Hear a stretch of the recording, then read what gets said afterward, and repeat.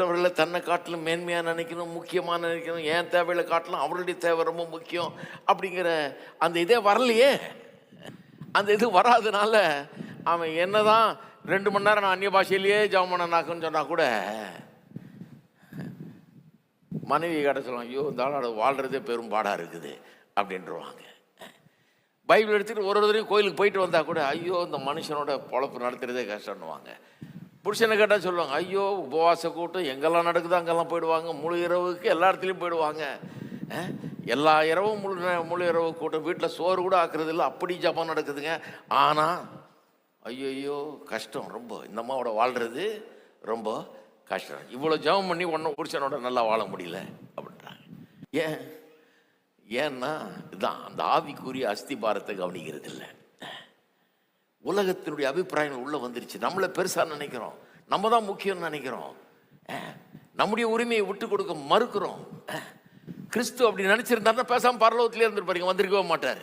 தன்னை பெருசாக நினச்சி இந்த பாவிகளுக்காக நான் ஏன் போகணும் உலகத்துக்கு, இந்த பாவிகளுடைய உலகத்தில் போய் ஏன்னா மனுஷனாக பிறக்கணும், அங்கே ஏன் வாழணும், அங்கே அவர்களை ஏன் சோகமாக்கணும், அவங்களுக்கு ஏன் பிரசங்கம் பண்ணணும், இவன் கவனிக்காத ஆள், இவன் நம்ம கல் எடுத்து அடிக்கிற ஆள், நம்மளை வேண்டான்னு சொல்கிற ஆள், நம்மளை சிலுவையில் அறைய போகிற ஆள், இவனுக்கு நான் போய் பிரசங்கம் பண்ணணுமா? தேவையில்லை, நம்ம பரலோகத்தில் சொகுசாக இருந்துட்டு போகலாமே.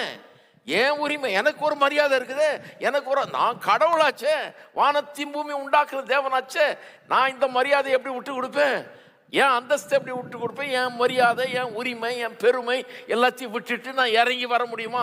என்னை தாழ்த்த முடியுமா? வேண்டான்னு உட்கார்ந்துருப்பாருங்க. அவர் வந்தாரா இல்லையா? தன்னுடைய உரிமைகளெல்லாம் விட்டு கொடுத்துட்டாருங்க.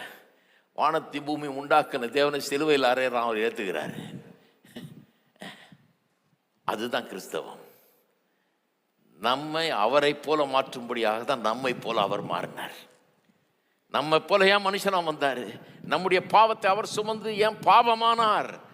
ஏன் நம்முடைய சாபத்தை அவர் ஏற்றுக்கொண்டார்? நாம் ஆசீர்வதிக்கப்பட்டவர்களாய் மாறி, உள்ளம் மாறி, நடக்க மாறி, எல்லாத்தையும் மாறி நாம் அவரை போல மாறும்படியாக, நாம் அவரை போல எண்ணம் கொண்டவர்களாக, நம்மளை பெருசாக நினைக்காம, நம்முடைய உரிமையை பெருசாக நினைக்காம, நம்முடைய பெருமையை பெருசாக நினைக்காம, நம்முடைய திருப்தியை பெருசாக நினைக்காம, மற்றவர்களுக்காக வாழும் மக்களாக நம்மை மாற்றும்படியாக, அப்படி ஒரு மாறுதல் ஒரு மனுஷனுக்குள்ள வரலன்னா திருமண வாழ்க்கையை வெற்றி பெறுறது ரொம்ப கஷ்டம். அதனால தான் எங்கே பார்த்தாலும் பிரச்சனை.